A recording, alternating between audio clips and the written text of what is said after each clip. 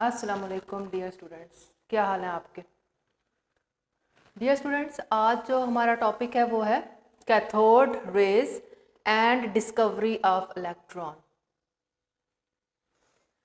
सबसे पहले मैं ये बताती चलूँ कि हमारे पास जो तमाम एटम और उसके साख से मुतल्लिक जितने भी एक्सपेरिमेंट्स किए गए थे वो एक डिस्चार्ज ट्यूब में किए गए थे। इलेक्ट्रिक डिस्चार्ज ट्यूब एक अपरेटस होता है जिसमें एटम से रिलेटेड जो होते हैं वो एक्सपेरिमेंट्स किए जाते हैं। तो आज भी हम लोग कैथोड रेज की डिस्कवरी पढ़ेंगे और उसी में ही हमारे पास डिस्कवरी ऑफ इलेक्ट्रॉन्स जो है वो कवर होगा। हमारे 1895 में सर विलियम क्रूक्स ने एक्सपेरिमेंट्स किए। उसने क्या किया कि एक डिस्चार्ज ट्यूब ली। ये डिस्चार्ज ट्यूब की डायग्राम है। डिस्चार्ज ट्यूब बेसिकली क्या होती है, एक ग्लास की ट्यूब होती है जिसके साथ दो मेटालिक इलेक्ट्रोड्स अटैच हुए होते हैं। मेटालिक इलेक्ट्रोड्स, साथ में इसके एक वैक्यूम पंप, ठीक है, और बैटरी। ये टोटल हमारे पास सेपरेटस होता है जो कि क्या होता है, इलेक्ट्रिक डिस्चार्ज ट्यूब का होता है। सर विलियम क्रूक्स ने क्या किया कि इस डिस्चार्ज ट्यूब में जो गैस का प्रेशर था वो इंतहाई लो किया विद द हेल्प ऑफ ये वैक्यूम पंप। इसी मकसद के लिए होता है कि प्रेशर इसके inside the discharge tube gas है, ठीक है, उस गैस के प्रेशर को इंतहाई लो किया। कितना प्रेशर यहाँ पर किया, प्रेशर इतना लो करना है कि 10 की पावर -4 atm एटमॉस्फेयर, ओके। और इसको अटैच कर दिया किसके साथ, एक हाई वोल्टेज की बैटरी। बैटरी की वोल्टेज हमारे पास क्या है, 5000 to 10,000।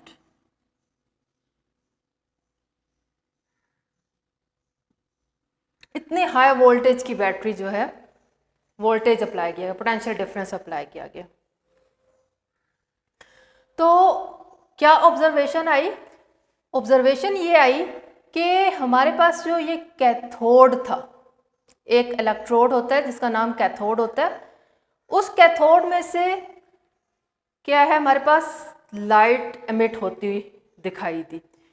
वो लाइट एमिट जो हो रही थी, ठीक है, वो जाके जब क्या होता है, डिस्चार्ज ट्यूब के पीछे वॉल के साथ टकराती है तो वहाँ पर फ्लैशेस प्रोड्यूस करती है, ठीक। विलियम क्रूक्स ने ये जो लाइट निकली, ठीक है, बीम लाइट, तो उसको उसने क्या नाम दिया, उसने कहा कैथोड रेज है ये। क्यों, क्योंकि ये कैथोड की सरफेस से एमिट हुई थी, तो उसने इसको कैथोड रेज का नाम दिया था। अब मैं बताती चलूँ कि कैथोड और एनोड यहाँ पर जो लिखे हुए हैं ये क्या होते हैं। कैथोड जो होता है ये हमारे पास वो मेटालिक इलेक्ट्रोड है जो बैटरी के नेगेटिव टर्मिनल से जुड़ी होती है, जो बैटरी के नेगेटिव टर्मिनल से जुड़ी होती है। और एनोड वो इलेक्ट्रोड है जो पॉजिटिव टर्मिनल से जुड़ी होती है, ठीक है। तो लिहाजा कैथोड के ऊपर नेगेटिव चार्ज आ जाता है, ऐसा इलेक्ट्रोड जिसके ऊपर नेगेटिव चार्ज आ जाए उसको कैथोड कहते हैं, और वो इलेक्ट्रोड जिसके ऊपर पॉजिटिव चार्ज आ जाए बैटरी के टर्मिनल की वजह से जुड़े होने की वजह से, तो उसको एनोड कहते हैं। तो विलियम क्रूक्स ने क्या देखा कि ये बीम ऑफ लाइट जो है ये निकल रही है कैथोड की सरफेस से और ट्रैवल करती जा रही है, और यहाँ पर जब टकराती है तो फ्लैशेस ऑफ लाइट जो है वो प्रोड्यूस होती है। तो उसने इस बीम ऑफ लाइट को, ये जो भी रेस थी, उसने इसको कैथोड रेस का नाम दिया क्योंकि ये कैथोड से एमिट हो रही थी। तो ये तो सारा हमारे पास क्या था, एक्सपेरिमेंट था जो कि विलियम क्रूक्स ने किया, और जिसके नतीजे में उसकी ऑब्जर्वेशन में आया कि कैथोड रेज जो हैं वो एमिट होती हैं कैथोड के सरफेस से। फिर उसने जो है इसकी कुछ प्रॉपर्टीज दी थी जो कि हम लोग यहाँ पर डिस्कस करेंगे। ये 7 प्रॉपर्टीज हैं जिनको 1 बाय 1 डिस्कस करेंगे, और साथ में उनके कंक्लूजन, ऑब्जर्वेशन और कंक्लूजन्स दोनों को मैं डिस्कस करती जाऊंगी कि ऑब्जर्व क्या हुआ था और कंक्लूड क्या किया था उस ऑब्जर्वेशन की बेस पे। सबसे पहली प्रॉपर्टी जो है हमारे पास है वो क्या है कि ये जो रेज हैं travel in straight line perpendicular to cathode surface. ये रेज जो है कैथोड की सरफेस से क्या होती हैं, सीधी स्ट्रेट लाइन में एमिट होती हैं और परपेंडिकुलर होती हैं टू कैथोड सरफेस, यानी कि इस सरफेस के साथ ये जो बीम है ये 90 का एंगल बनाती है, परपेंडिकुलर टू कैथोड सरफेस। ठीक है, तो कैथोड की सरफेस और जो रेज का आपस में जो एंगल बनता है वो 90 का बनता है। ठीक, ये स्ट्रेट ट्रेवल करती हैं। दूसरी, they cast a sharp shadow, sharp shadow cast करती हैं। अगर हम लोग इन लाइट ये जो बीम आ रही है इसके रास्ते में क्या रख दें, कोई एक पैडल व्हील रख दें, ठीक है, तो मतलब कोई ओपेक ऑब्जेक्ट रख दें, कोई भी ओपेक ऑब्जेक्ट, तो ये उसका पीछे क्या करती हैं, शेडो कास्ट कर देती हैं। ठीक, शेडो कास्ट करती है, इसका मतलब क्या हुआ, शेडो किस चीज का कास्ट होता है हमेशा, जब जिस किसी चीज में से रेज पास ना हो सके, यानी कि वो ओपैक ऑब्जेक्ट जब बीम ऑफ लाइट को रोक ले तो उस चीज का शेडो कास्ट होता है। जैसे कि सनलाइट हम पे जब पड़ती है तो हमारे अंदर से सनलाइट गुजर नहीं सकती, लिहाजा हमारा शेडो कास्ट हो जाता है। तो हर ओपैक ऑब्जेक्ट जिसके अंदर से रेज ना गुजर सके, उस सन रेज हैं या कोई भी दूसरी रेज हैं, तो उसका शेडो कास्ट हो जाता है उसके पीछे। तो इनकी भी ये प्रॉपर्टी थी कि ये रेज जो है ओपैक ऑब्जेक्ट में से नहीं गुजर सकती थी, लिहाजा उस चीज़ का ये शेडो कास्ट करती थी। अब ये दोनों प्रॉपर्टीज जो है ना आपस में क्या है, इंटर रिलेटेड इस तरह से भी हैं कि देखें ये स्ट्रेट ट्रैवल कर रही हैं, जब ये स्ट्रेट ट्रैवल कर रही हैं तभी ये इस ओपैक ऑब्जेक्ट पे पड़ रही है ना, इस ओपैक ऑब्जेक्ट पे पड़ रही हैं और इसका शेडो कास्ट हो रहा है। तो हमारे पास जो ये इस ऑब्जर्वेशन की वजह से हमारे पास दो कंक्लूजन आ गई, क्योंकि ये एक स्ट्रेट लाइन में ट्रैवल कर रही है तो तभी ये इस चीज़ से टकरा रही हैं और इसका शेडो कास्ट कर रही हैं। ठीक है, पहली बात कंफर्म हो गई। और दूसरी बात हमारे पास क्या है कि ये रेज जो होती हैं ओपैक ऑब्जेक्ट में से नहीं गुजर सकती। तो ये दो कंक्लूजन ड्रॉ हुए थे इस एक एक्सपेरिमेंट की बेस पे। ठीक, थर्ड प्रॉपर्टी हमारे पास, they deflected toward the positive plate in an electric field. क्या किया था, अगर हम लोग ये जो डिस्चार्ज ट्यूब है, इस डिस्चार्ज ट्यूब में क्या करें, इलेक्ट्रिक फील्ड अप्लाई कर दें। यहाँ पर क्या कर दें, इलेक्ट्रिक फील्ड, मतलब मैं यहाँ पर एक प्लेट लगा दूँ जिसके ऊपर पॉजिटिव चार्ज है और यहाँ पर मैं एक प्लेट लगा दूँ जिसके ऊपर नेगेटिव चार्ज है। ठीक है, तो इलेक्ट्रिक फील्ड अप्लाई होगी ना, यहाँ पर होगा क्या कि ये रेज जो हैं ये इस इलेक्ट्रिक फील्ड की मौजूदगी की वजह से अब ये आएंगी और ये इन्होंने क्या करना शुरू कर दिया, ऊपर की जानिब टर्न करना शुरू कर दिया। समझ आ रही है ना, इनकी डिफ्लेक्शन किस तरफ होना शुरू हो गई, पॉजिटिव प्लेट की जानिब होना शुरू होगी, जिससे हमें ये पता चला कि कैथोड रेज के अपने ऊपर नेगेटिव चार्ज होता है। इस वजह से वो पॉजिटिव प्लेट जो एक इलेक्ट्रिक फील्ड इन पे अप्लाई की गई, डिस्चार्ज ट्यूब के बाहर एक और इलेक्ट्रिक फील्ड अप्लाई की गई, उस इलेक्ट्रिक फील्ड के पॉजिटिव प्लेट की जानिब ये सारी रेज क्या होना शुरू हो गई थी, डिफ्लेक्ट होना शुरू हो गई थी। तो जिससे हमें ये मालूम हुआ कि इन रेज के ऊपर नेगेटिव चार्ज होता है। They deflected towards positive plate in an electric field showing they are negatively charged. Okay, their fourth property थी, they raise the temperature of body on which fall. अब इस रेज की एक और प्रॉपर्टी ये थी कि जिस चीज़ के भी ऊपर, जिस मटेरियल के ऊपर ये रेज कॉन्टीन्यूसली फॉल करती थी, उसके टेम्परेचर को ये क्या कर देती हैं, इंक्रीज कर देती है। ठीक है, जो हमें ये चीज़ क्या शो करती है, ये चीज़ ये शो करती है कि इन रेज का जो नेचर है वो मटेरियल नेचर की है।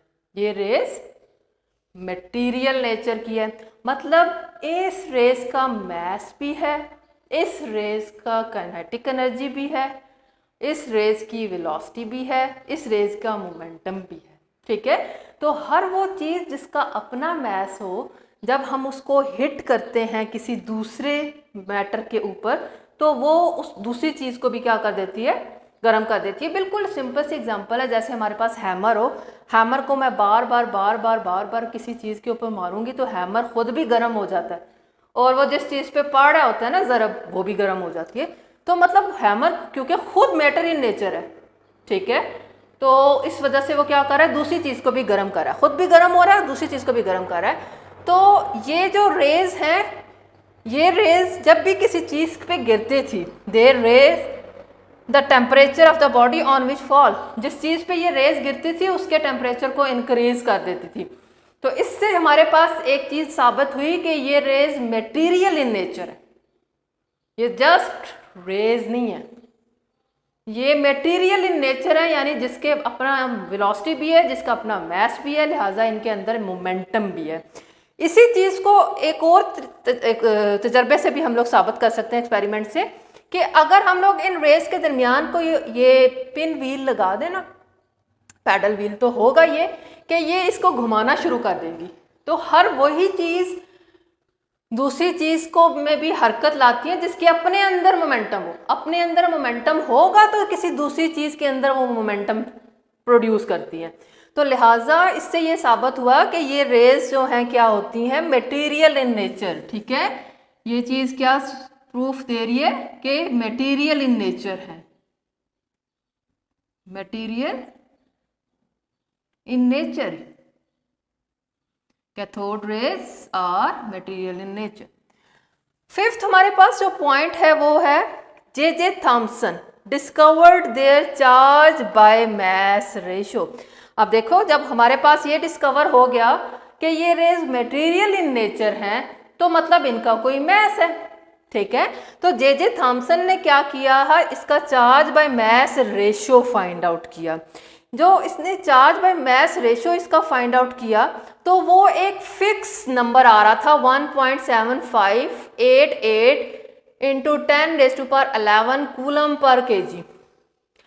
अब जो जे थॉमसन जब कोई भी गैस लेता था ना इस डिस्चार्ज ट्यूब के अंदर, तो हर दफ़ा जब वो इन रेज का e over m find out करता था तो ये सेम रेशो आती थी, बार बार सेम रेशो आती थी। मतलब गैस कोई भी वो इस्तेमाल करता था इसके अंदर, कोई भी गैस, तो हमेशा क्या होता था, या कैथोड वो कोई भी इस्तेमाल करता था, तो ई ओवर एम उनकी हमेशा क्या आ रही थी, फिक्स्ड रेशो आ रही थी, जो हमें ये बताता है कि ये जो कोई भी पार्टिकल्स हैं, ये जो कोई भी रेज हैं, ये सेम नेचर की रेज एमिट हो रही है, सेम नेचर की रेज एमिट होती हैं, चाहे कोई भी कैथोड हो जाए, कैथोड की नेचर कोई भी हो जाए, किसी भी मेटल का बना हुआ कैथोड हो, या इसके अंदर जो गैस है वो कोई भी गैस हो, हमेशा ई ओवर एम सेम आएगी। तो इससे हमें ये पता चला कि ये रेज, इन रेज की नेचर इंडिपेंडेंट है nature of cathode and nature of gas से। एक चीज़ तो हमें ये पता चली। दूसरी चीज़ हमें ये पता चली कि ये रेज जो हैं, ये रेज असल में हर एलिमेंट के अंदर मौजूद होती है, क्योंकि कैथोड कोई भी इस्तेमाल हो रहा था तो सेम ई और एम रेशो की रेज एमिट हो रही थी, तो मतलब हर एलिमेंट का हिस्सा है। तो बाद में हमें मज़ीद एक्सपेरिमेंट से, ठीक है, इस चीज़ को यहाँ पॉइंट नंबर 7 में डिस्कस किया जा रहा है कि the nature of cathode rays independent of nature of cathode and nature of gas in the tube. ना तो इन रेज की नेचर गैस की नेचर पे डिपेंड कर रही थी और ना ही कैथोड की नेचर पे डिपेंड कर रही थी। मतलब ये जो भी कैथोड रेज थी, ये हर एलिमेंट का फंडामेंटल पार्ट होता है, मज़ीद एक्सपेरिमेंट से हमें ये मालूम हुआ, जब मिलीकन ने क्या किया, मिलीकन ने इलेक्ट्रॉन पे चार्ज फाइंड आउट किया, 1.6022 10⁻⁻19 यूनिट्स था उसका चार्ज। तो इससे पता चला कि ये रेज जो कैथोड रेज, जिनको हम कैथोड रेज बोल रहे हैं, वो असल में बीम ऑफ इलेक्ट्रॉन्स हैं, जो फास्ट मूविंग इलेक्ट्रॉन्स आ रहे हैं कैथोड से, उन्हीं को हमने as a cathode rays discover कर लिया। तो वो असल में इलेक्ट्रॉन्स ही हैं। तो इससे ये चीज़ प्रूफ हो गई कि जो इलेक्ट्रॉन्स हैं वो तमाम एलिमेंट्स का फंडामेंटल सब एटॉमिक पार्टिकल है, फंडामेंटल सब एटॉमिक पार्टिकल है। ठीक है, तो ये मुकम्मल हमारे पास क्या है, ये ऑब्जर्वेशन आई, कंक्लूजन हमारे पास ये ड्रा हुआ कि इलेक्ट्रॉन एक ऐसा फंडामेंटल सब एटॉमिक पार्टिकल है जो हर एलिमेंट का हिस्सा होता है। ओके स्टूडेंट्स, तो ये था हमारे पास आज के क्या है, cathode rays and discovery of electron था ये कंप्लीट टॉपिक। इंशाल्लाह ताला कल हम लोग नेक्स्ट टॉपिक के साथ आएंगे, डिस्कवरी ऑफ प्रोटॉन। तब तक के लिए अल्लाह हाफिज़, अपना ख्याल रखिएगा।